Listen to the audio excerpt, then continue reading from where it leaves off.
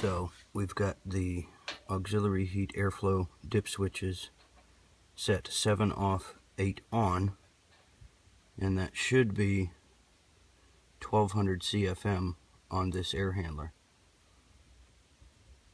But instead we had 1800, which is 7 off, 8 off.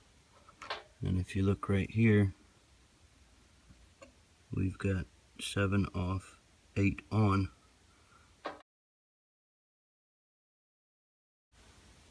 So we've got something going on. Not to mention the wheel is wobbling like crazy. If you watch the space between the wheel and the blower housing, you can see that it's expanding and reducing, which is the wobble in the blower wheel. It doesn't come out very well at full speed video, so I went ahead and slowed it down. But then when we zoom out here in a second, you may be able to notice the vibration of the transformer that is shaking because of the wobble in the blower wheel.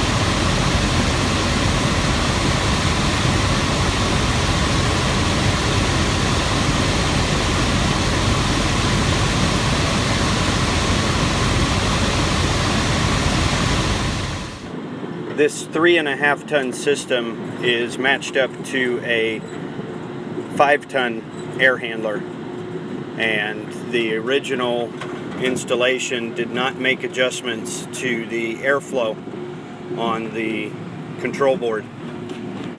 I played with the dip switches for airflow setting, and it appears that since the switches had never been set originally, the control board will not recognize a different setting at this time.